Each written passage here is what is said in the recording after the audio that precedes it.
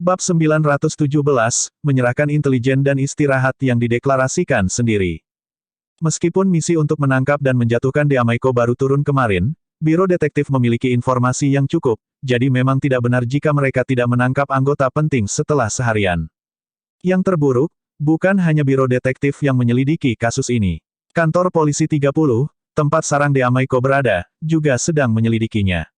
Sebagai raja wilayah mereka melakukan jauh lebih baik daripada Biro Detektif.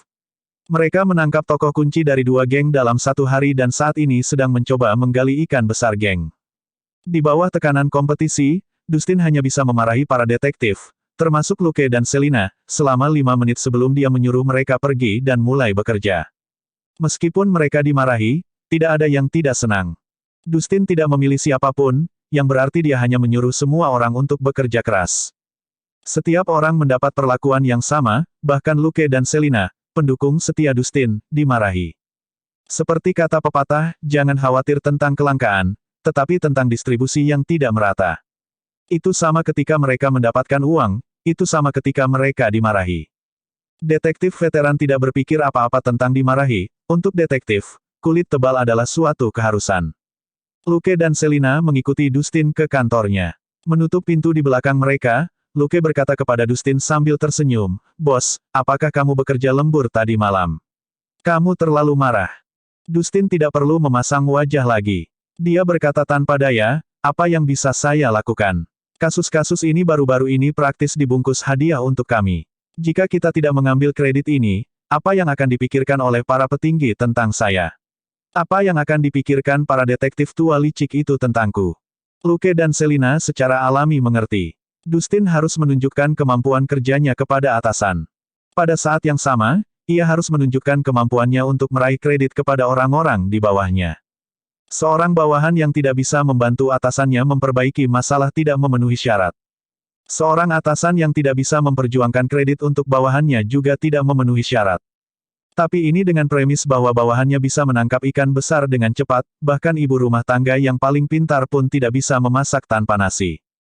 Ketika itu terjadi, Dustin tidak akan disalahkan atas ketidakmampuan bawahannya, tetapi dia akan dihalangi jika dia ingin mengendalikan biro detektif sesegera mungkin.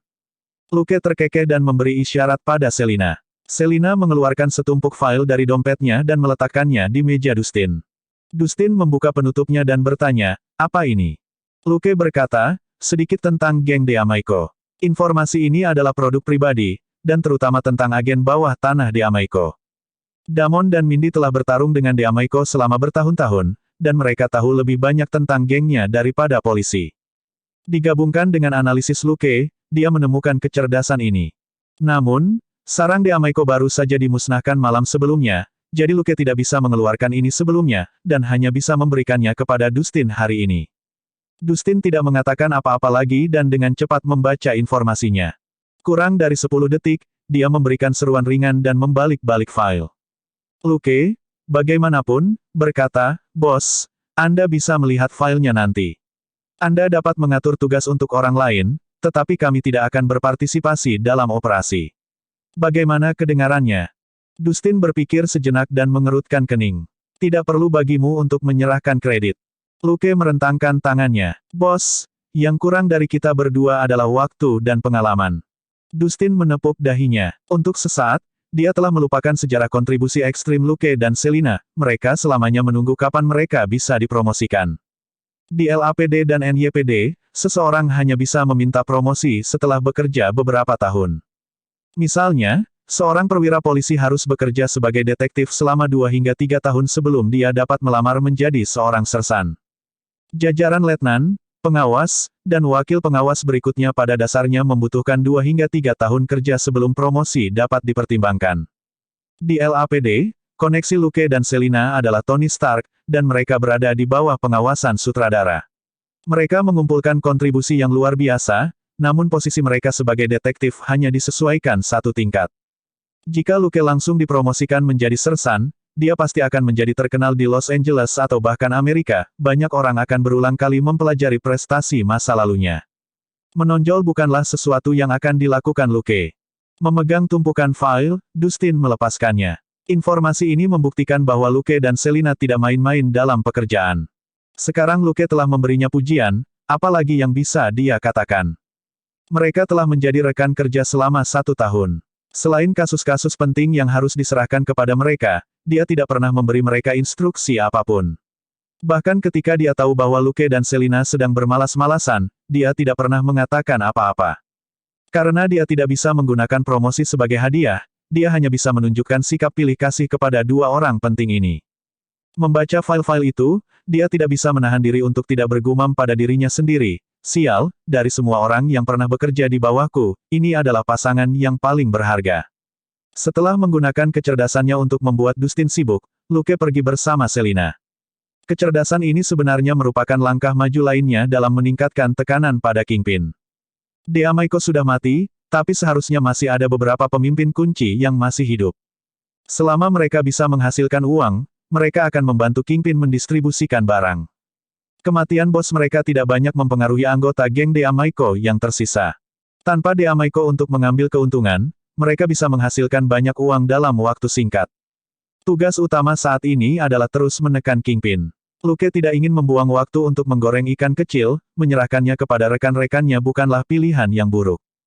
Dia bukan superhero yang berjuang sendirian. Sebagai seorang detektif, ia mendapat dukungan dari puluhan ribu rekan NYPD. Mengemudikan mobil baru, Luke membawa Selina ke Nassau County. Ketika mereka sampai di tempat tujuan, Selina melihat papan nama perusahaan telepon titanium yang baru di gedung 18 lantai dan bertanya, apakah lab Anda ada di perusahaan telepon? Lukas menggelengkan kepalanya sambil tersenyum. Tentu saja tidak. Lab dan perusahaan telepon beroperasi secara terpisah dalam segala hal, tetapi saya adalah pemegang saham utama. Saat dia berbicara, dia mengendarai mobil ke sebuah gedung tua berlantai 5 yang berjarak 200 meter. Dari luar, itu tampak seperti pabrik atau bengkel. Luke mengemudikan mobil ke tempat parkir bawah tanah. Penjaga keamanan di pintu masuk mendengar suara pemindai di gerbang logam. Lampu indikator berubah menjadi hijau dan secara otomatis mengaktifkan gerbang. Mereka tidak maju untuk memeriksa. Luke mengemudikan mobil ke tempat parkir dan pintu gerbang tertutup secara otomatis. Mereka turun dari mobil. Ada lift khusus tidak jauh. Luke memindai lift dengan telepon palsunya. Mereka masuk dan turun. Karyawan dan peneliti dapat bergerak di 5 lantai atas lab, sedangkan 2 lantai bawah adalah lab pribadi Luke. Selain dia, tidak ada orang lain yang memiliki akses. Bab 918, teman lama tampan dan bisa bertarung. Yang benar adalah bahwa karyawan perusahaan, dan garasi, lift, dan 2 lantai di bawah tanah, tidak ada. Bahkan jika seseorang mencoba memaksa masuk ke lab bawah tanah, mereka akan ditundukkan oleh langkah-langkah pertahanan di dalam, dan Luke akan diberitahu untuk menanganinya. Lift terbuka ke ruang terpisah dan tertutup. Luke meletakkan telepon palsu itu di depan pemindai lagi, dan pintu paduan berat akhirnya terbuka. Di ruangan yang luas, lampu terang menyala satu demi satu, dan suara wanita yang lembut terdengar. Selamat datang Pak. Luke bersenandung. Spons, sudah lama. Apa kabar? Suara wanita lembut terdengar. Terima kasih atas perhatian Anda. Saya baik-baik saja di sini. Luke berkata, rekam wanita di sebelah saya. Dia memiliki akses tingkat pertama ke lab. Iya Pak. Suara wanita itu terdengar. Tercatat. Selin penasaran. Apakah dia program AI juga? Lukas mengangguk. Iya, Anda dapat menanyakan apapun yang ingin Anda ketahui. Kami akan berada di sini lebih sering di masa depan. Ini rumah kedua kami. Mengatakan itu, dia akan pergi. Nugat emas merengek. Lukas, apa? Selina berjalan santai ke ruang tamu di samping. Itu bertanya, bagaimana dengan otorisasinya? Luke, Spons. Rekam anjing ini sebagai akses tingkat kedua.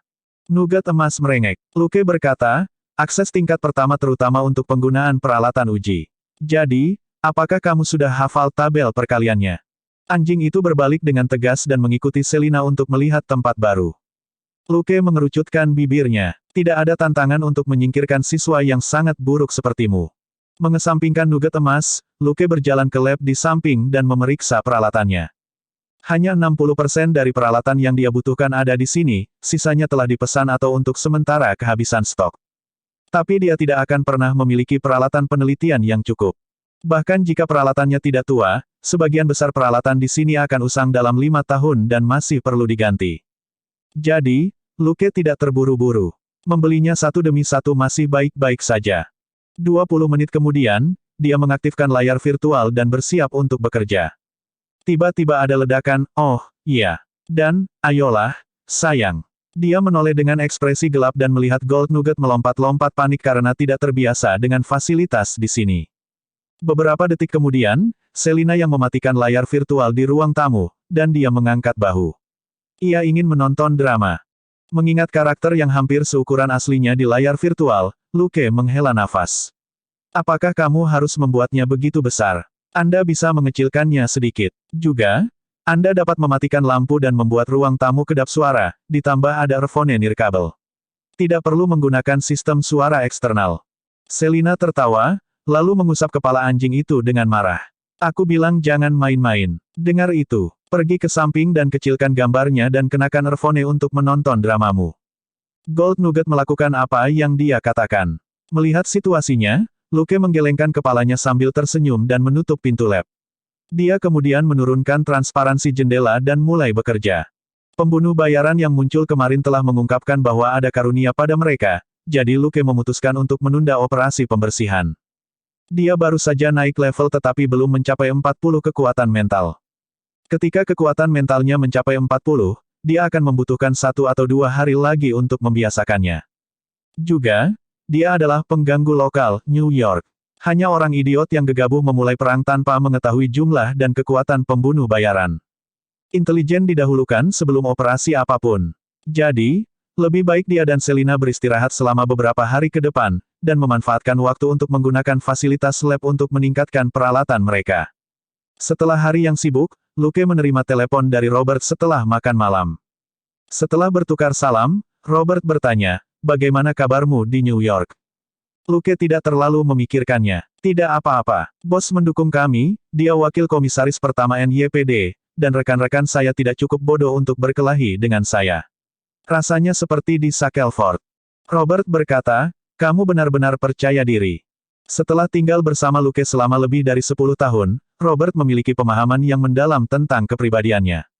Bukan kebiasaannya untuk berbicara besar atau membual. Jika dia mengatakan baik-baik saja, itu berarti Luke baik-baik saja di NYPD. Setelah mengkonfirmasi itu, Robert turun ke bisnis. Ini masalahnya. Saya menghubungi teman lama saya tentang perusahaan keamanan yang Anda sebutkan. 2 dari mereka mengatakan bahwa mereka bisa datang, tetapi orang yang menurut saya paling penting dan cocok tidak ada. Luke berpikir sejenak sebelum dia bertanya, kamu curiga ada sesuatu yang terjadi padanya? Robert berkata, sedikit. Ketika saya berhenti saat itu, saya benar-benar memutuskan semua kontak dengan teman-teman lama saya ini. Tetapi ketika saya menghubungi yang lain, mereka mengatakan bahwa mereka tidak memiliki berita tentang orang ini, rupanya, dia berhenti sepenuhnya. Luke berpikir sejenak sebelum dia bertanya, apakah Anda perlu saya untuk menemukannya? Robert berkata, informasi kami saat itu bersifat rahasia, dan kami tidak membicarakan detailnya, tetapi saya tahu bahwa keluarganya ada di New York, dan dia mungkin memiliki seorang istri, seorang putra, dan seorang putri. Anda mungkin dapat menemukannya melalui NYPD. Jika dia baik-baik saja sekarang, Anda tidak perlu mengganggunya. Lukas tersenyum. Robert khawatir rekan lamanya mungkin tidak baik-baik saja. Oke, aku akan mencoba. Siapa namanya? Kata Lukas. Robert berkata, saat itu, kami biasanya memanggilnya Francis Stronghold, tapi itu pasti nama palsu, jadi. Luke tidak terlalu terkejut. Dia bertanya dengan santai, kamu dipanggil apa? Robert, kelinci abu-abu. Lukas segera mengerti. Robert Grayson, terdengar sedikit seperti, Rabbit Gray. Tapi nama kawan lama Robert tidak serta-merta mengikuti pola ini. Nama kode militer bahkan bisa menjadi nama ayah mantan pacar Anda. Tidak ada orang biasa yang bisa menebak alasan di balik nama-nama itu. Ada lagi tentang dia, tanya Lukas. Dia seharusnya berusia sekitar 35 tahun, tapi saya tidak yakin, kata Robert. Dia tipe yang suka potongan bass. Dari segi penampilan, dia terlihat sedikit galak, dan wajahnya berbentuk seperti trapesium. Luke, apakah dia lebih tampan darimu? Robert terdiam sejenak, seolah-olah sedikit marah. Omong kosong, aku jauh lebih tampan daripada dia. Luke merenung sejenak, tetapi tidak berani bertanya apakah Francis lebih baik dalam bertarung daripada Robert. Pria straight hardcore Robert akan berkata, apa gunanya menjadi tampan? Aku bisa mengalahkannya dengan mudah. Melihat dari sisi lain, mungkin saja seseorang telah dipukuli oleh Tuan Francis sebelumnya, itulah sebabnya dia akan menawar untuk menjadi lebih tampan. Luke berkata, itu juga berhasil. Anda mungkin tidak memiliki fotonya. Anda dapat meminta Catherine menggambar sketsa dan mengirimkannya kepada saya melalui faks. Bab 919, Laboratorium dan Rumah Kedua. Robert mendengus dan berkata, dia tidak memiliki temperamen yang baik dan dia sangat berhati-hati. Jika Anda ketahuan, Anda bisa memberinya nama kode saya. Petik 2. Luke berkata, oke, saya akan mendapatkan hasilnya dalam beberapa hari. Aku akan memberitahumu kalau begitu. Robert mengangguk dan berkata, kamu, hati-hati. Saya melihat beritanya. Ada banyak kasus besar di New York baru-baru ini. Jangan terburu-buru dalam setiap situasi. Luke berkata, ya Tuan. Setelah menutup telepon, Luke dengan santai memasukkan detail tentang Mer Francis Stronghold ke dalam database-nya untuk Little Snell untuk melakukan pencarian. Tidak akan memakan waktu lebih dari 1 jam untuk mendapatkan hasil, dan dia hanya perlu menyaringnya setelah itu. Berjalan keluar dari laboratorium dan ke ruang tamu, dia melihat nugget emas tergeletak di sudut dan menonton adegan eksplisit di layar virtual besar. Luke tidak punya tenaga untuk mengeluh tentang hobi aneh kepala anjing itu. Dia hanya bisa mengabaikan 2 orang yang berguling-guling di layar. Dia berkata, sudah berapa lama kamu menonton? Hati-hati jangan sampai buta. Gold Nugget bahkan tidak menggerakkan kepalanya saat merengek. Luke berkata, baik, kamu tidak akan pernah buta. Apa yang Selina lakukan? Nugget emas mengibaskan ekornya dan menunjuk ke sebuah pintu. Luke berhenti mengganggu anjing itu dan membuka pintu. Selina berkeringat deras di dalam saat dia bertarung melawan 3 robot tempur manusia sederhana.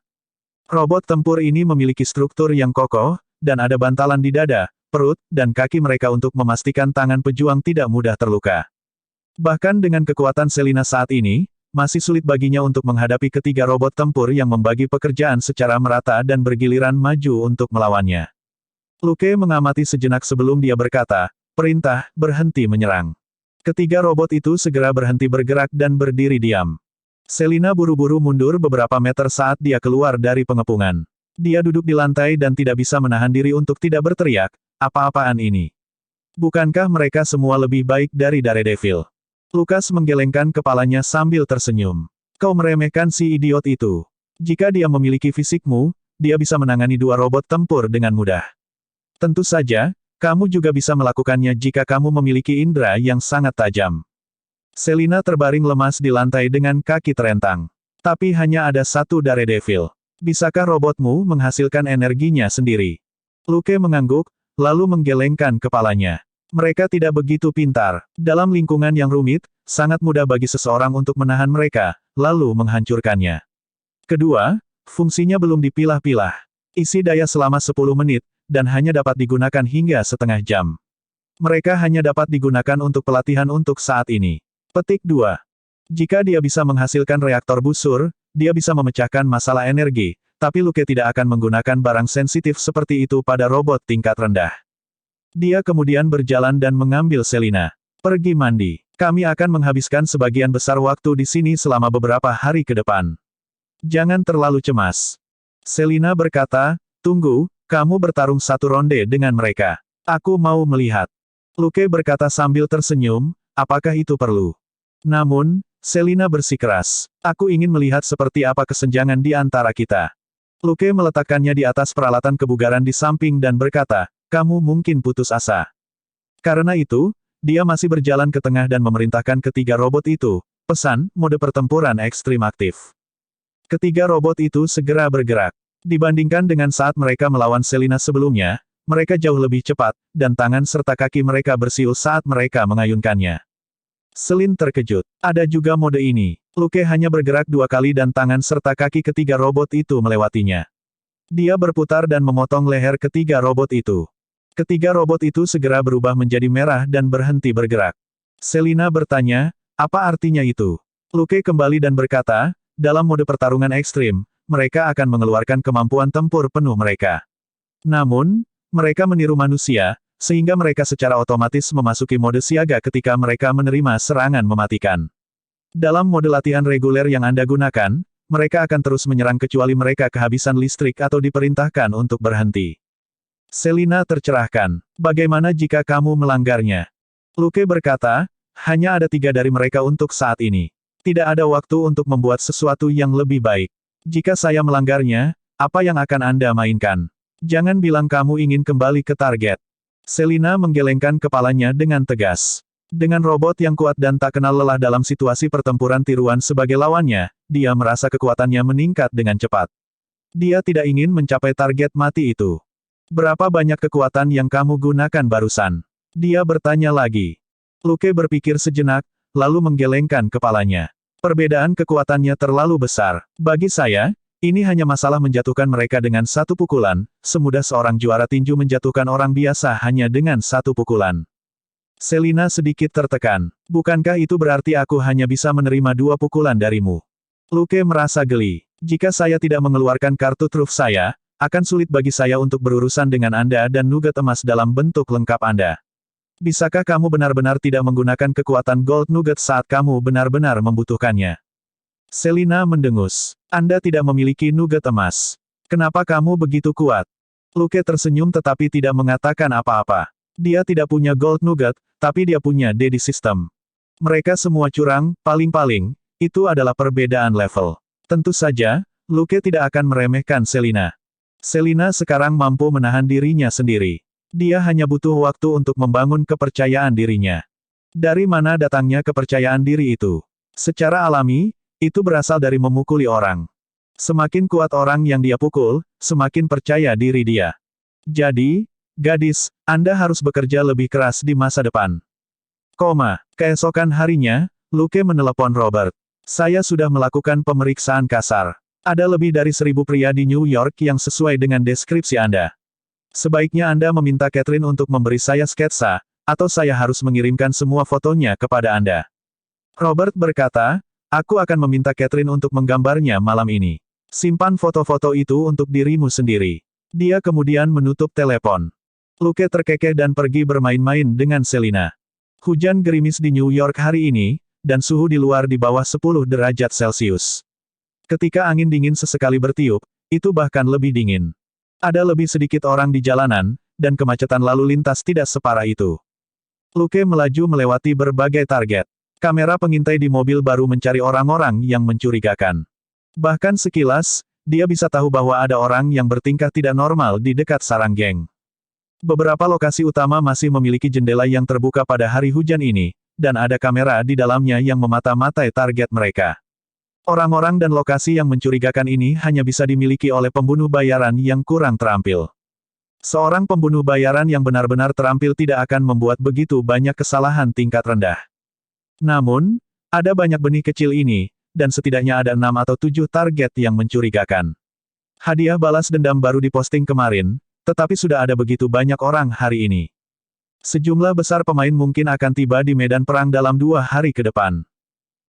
Bab 920, klien tua orang murah sama dengan orang besar.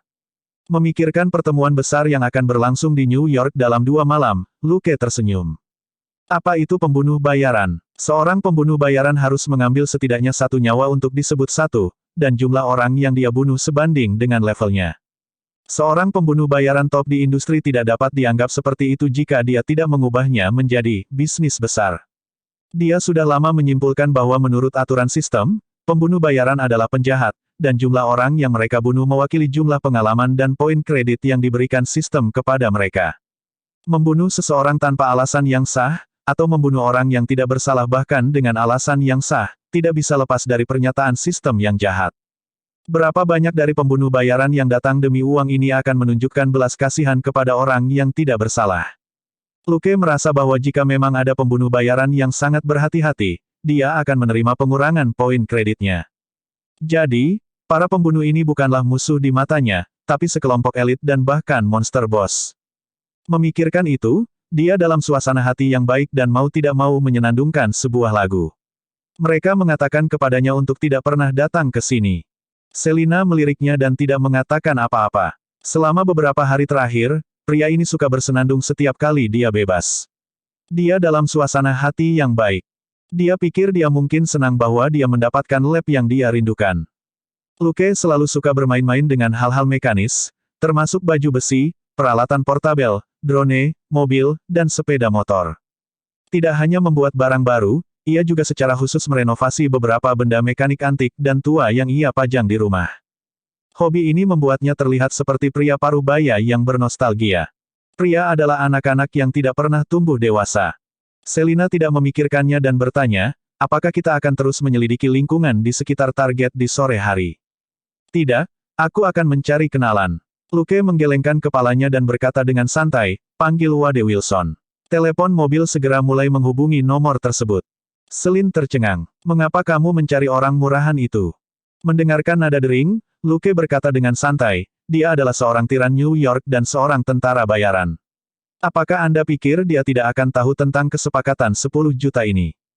Selina berpikir itu masuk akal. Bukan karena dia bodoh, hanya saja perilaku tercela Wade telah meninggalkan kesan yang mendalam pada dirinya, dan dia memiliki keinginan untuk mengeluarkan senjatanya setiap kali dia mendengar namanya. Telepon berdering dan tidak ada jawaban. Luke memukul bibirnya dan berkata, kirim pesan ke Wade. Katakan padanya bahwa klien lamanya menginginkan informasi darinya. Biayanya $500. Program mobil melakukan seperti yang diinstruksikan Luke, tetapi tidak ada yang terjadi. Selin tertawa. Hanya sedikit orang yang bisa menunjukkan Luke, Wade cukup unik. Lukas tidak marah. Dia tidak biasanya marah pada orang lain, apalagi dengan orang murahan seperti Wade. Kirimkan dia pesan lagi. Katakan padanya bahwa jika dia tidak membalas telepon ini, saya akan mengambil 30% dari hadiah yang diberikan Wayland terakhir kali sebagai komisi, katanya lagi. Di sebuah apartemen New York di New York, Vanessa, yang sedang menonton TV bersama Wade, mengangkat telepon dan berkata, mungkin itu sesuatu yang penting. Wade berbaring malas di sofa, satu tangan meraba-raba kakinya. Aku butuh lebih banyak istirahat. Tugas terakhir itu melelahkan. Vanessa tersenyum dan kemudian menginjak wajahnya untuk mengusir pria malas itu. Sudah berbulan-bulan. Apakah kamu tidak cukup istirahat? Wade menolak untuk melepaskannya. Sayang, jangan bilang kamu tidak tahu kenapa aku perlu istirahat.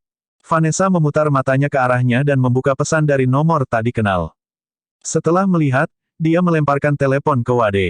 Terperangkap lengah, Wade dipukul di hidung oleh batu bata Nokia. Dia mengerang kesakitan. Ah, wajahku. Saya membutuhkan penampilan saya untuk mencari nafkah.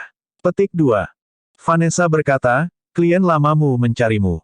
Dia mengatakan bahwa jika Anda tidak meneleponnya kembali, dia akan mengambil komisinya untuk tugas Wayland.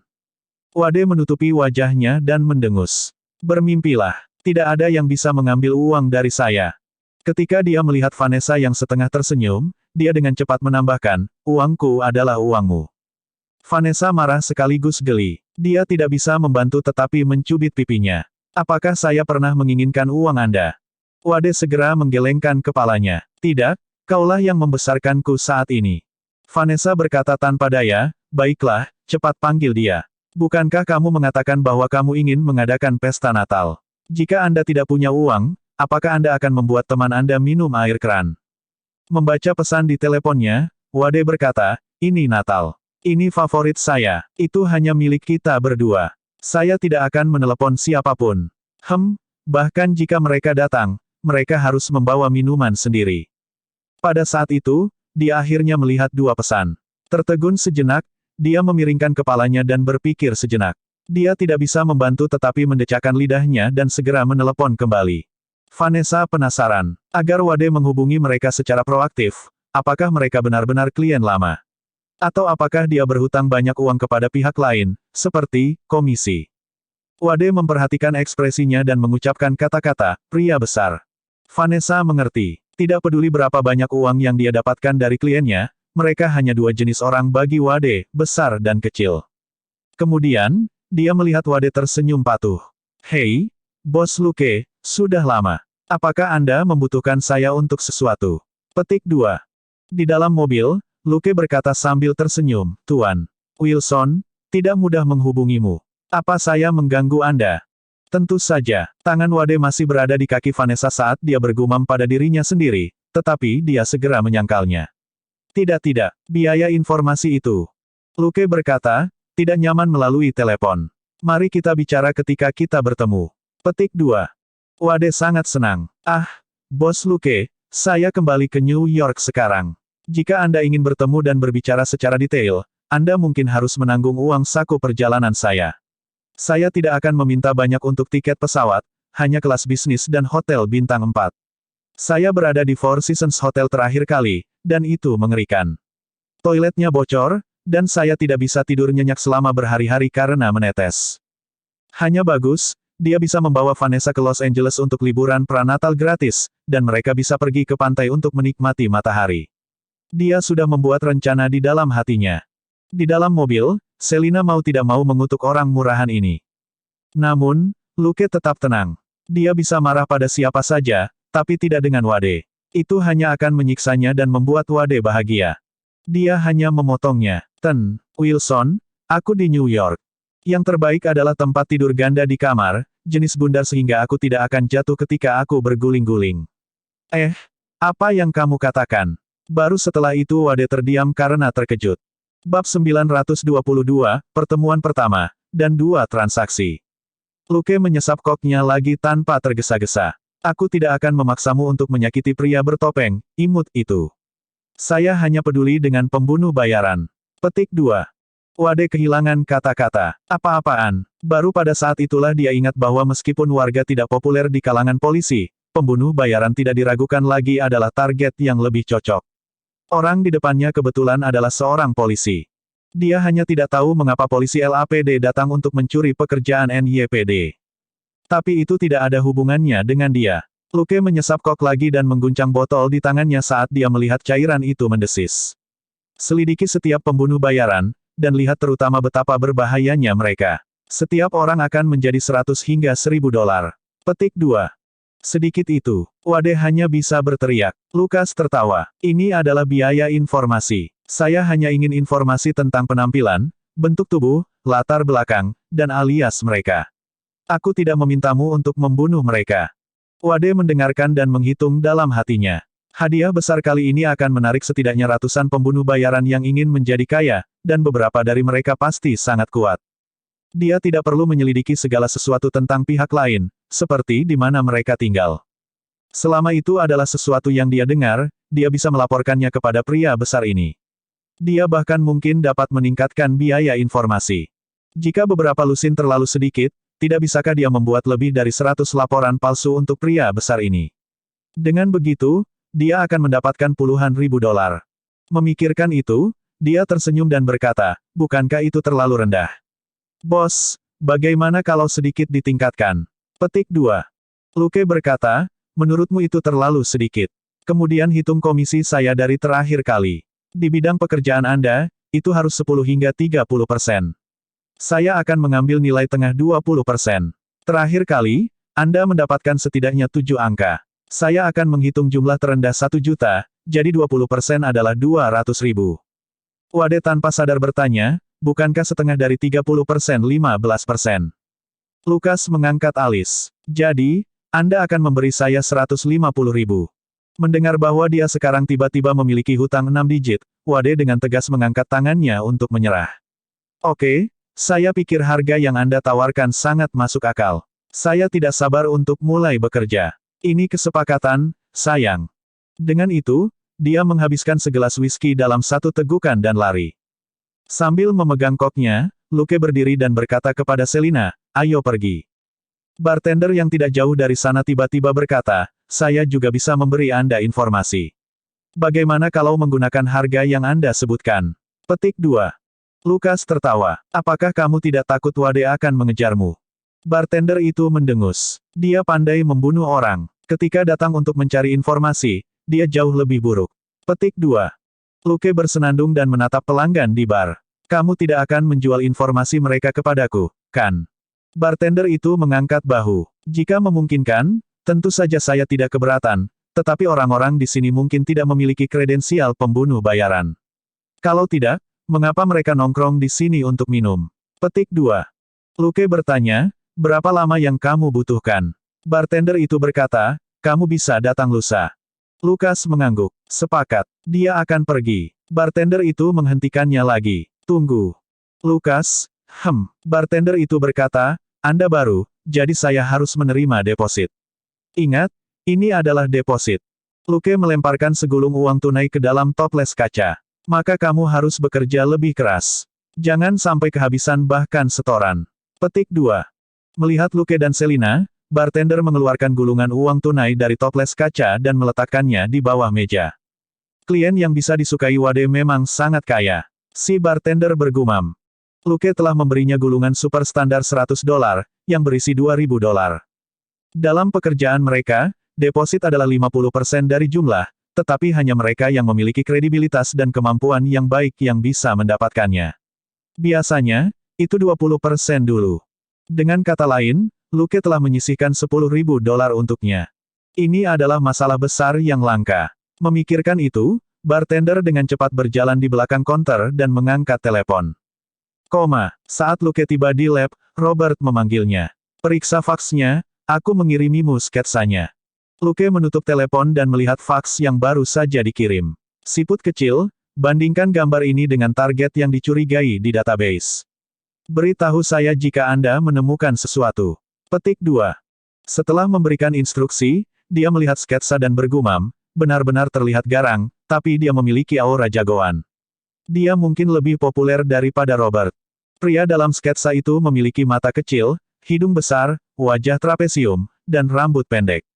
Dia memiliki ekspresi dingin dan tubuh yang kuat. Ya, itu adalah sketsa seluruh tubuh. Setelah memeriksa sketsa itu sejenak, Luke tersenyum. Kemampuan menggambar Catherine telah meningkat lagi. Dia cukup baik. Menempatkan sketsa ke dalam inventarisnya, dia menambahkan 2 poin lagi ke kekuatan mentalnya untuk membuatnya menjadi 39. Melihat nomor 39, dia berkata dengan penuh harap, saya akan bisa mencicipi 40 besok. Saat Luke dan Selina pulang untuk beristirahat, Manhattan sangat ramai di malam hari. Ada orang-orang di banyak titik pandang yang tinggi di Clinton dan Harlem. Sesekali, beberapa orang akan bertukar pandang melalui teropong mereka. Pada awalnya, mereka masih bisa mempertahankan pemahaman diam-diam. Mereka semua adalah profesional yang datang untuk hadiah 10 juta. Beberapa dari mereka ingin membuang waktu mereka untuk profesional lain. Tetapi ketika dua pembunuh bayaran melihat satu sama lain secara kebetulan melalui teropong mereka, sebuah kasus, mengkonfirmasi itu musuh bebuyutan saya, terjadi. Tidak banyak pembunuh bayaran yang pemarah, jadi mereka dengan tegas mulai menembak. Setelah serangkaian tembakan terputus-putus, seorang pria jatuh dari lantai 5 dan menabrak jalan. Tak lama kemudian, mobil patroli datang. Warga yang menelepon polisi menyebutkan bahwa korban memiliki senapan sniper. Ketika operator mendengar panggilan itu, dia mengira pihak lain sedang bercanda. Ada banyak orang di Amerika dengan senjata, tetapi mereka yang memiliki senapan sniper kelas atas adalah fanatik atau profesional. Segera setelah petugas patroli tiba, mereka melaporkan situasi ke markas. Korban berpakaian hitam dan lengkap. Itu mahal, tetapi tidak dalam gaya polisi atau militer. Ditambah dengan senapan sniper SIG SSG, jelas bahwa ini bukan hanya kolektor atau penggemar. Orang-orang ini hanya akan menikmati koleksi senjata mereka di rumah. Mereka hanya akan menembak mereka beberapa kali di lapangan tembak, dan tidak akan naik ke atap gedung apartemen mereka di tengah malam untuk menembak angin. Saat polisi memasuki medan perang, pemandangan berangsur-angsur berubah menjadi kacau. Akhirnya, setelah pasangan pembunuh kedua yang penuh dendam mulai berkelahi dan secara tidak sengaja melukai seorang petugas polisi, NYPD meledak seperti seekor kucing yang ditusuk pantatnya. Tidak hanya sejumlah besar mobil patroli bergegas ke TKP di Harlem, bahkan helikopter dikerahkan untuk menyelidiki atap dalam upaya menemukan orang yang mencurigakan. Dua tim ESU, unit layanan darurat, tipe SWAT di New York City, juga tiba, siap berperang dengan para profesional. Sebagian besar pembunuh memilih mundur. Tidak ada hadiah untuk membunuh polisi, dan target mereka tidak terlihat. Mereka harus gila untuk mengacaukan NYPD.